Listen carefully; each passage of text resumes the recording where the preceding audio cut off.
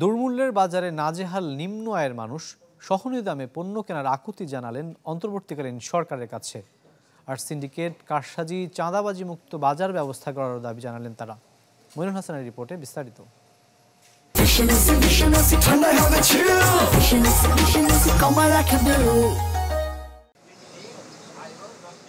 2 বছর ধরে চড়া মূল্যস্ফীতির সাথে লড়ছেন দেশের নিম্নবিত্ত ও খেটে খাওয়া মানুষ।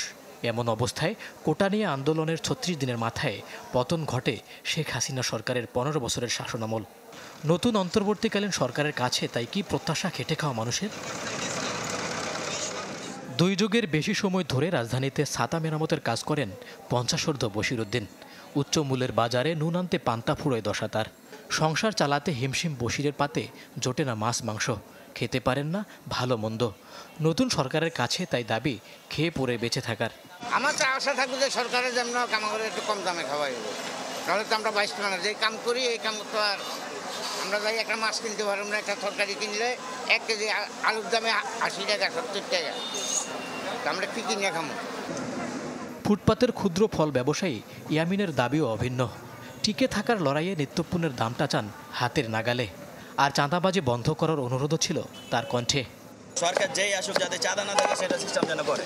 এক একটা জিনিস মুহূর্তের মধ্যে লাভ দিয়ে 200 টাকা 300 টাকা বেড়ে যায়, এই জিনিসটা যাতে না হয়, সবসময় একটা লেভেলে যেন থাকে।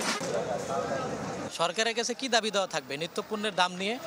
সরকারের কাছে আবেদন থাকবে যে রিক্সা চালক, দিনমজুর, কুলিসহ সমাজের নিম্ন আয়ের মানুষের ভাবনা জুড়ে তাই সহনীয় দামে পণ্য কেনার আকুতির কথাই ফুটে উঠল আলাপচারিতায়। স্বাভাবিক জীবনযাপনের জন্য যা যা করণীয় দরকার উনি সুস্থভাবে যেন এগুলো পরিচালনা করে, আর আমরা যাতে ভালোভাবে থাকতে পারি এবং কি নিত্যপণ্যের দামটা যেন একটু নিয়ন্ত্রণ করে। সন্ত্রাসমুক্ত বাংলাদেশ গড়ুক এটি আমরা আশা করি। মারামারি, কাটাকাটি, খুন খারাপি আমরা চাই না, রাহাজারি চাই না। আমরা চাই যে দেশ সুন্দরভাবে পরিচালনা করুক, যাতে আমরা সবাই সুন্দর একটা দেশ গড়ার জন্য যে লক্ষ্যে আমরা পৌঁছেছি এটা যাতে বাস্তবায়ন হয়। বিবিএসের হিসেবে সবশেষ 2 অর্থ বছরে সার্বিক মূল্যস্ফীতির হার 9% উপরে, আর খাদ্য মূল্যস্ফীতি ছাড়িয়েছে 10.5%।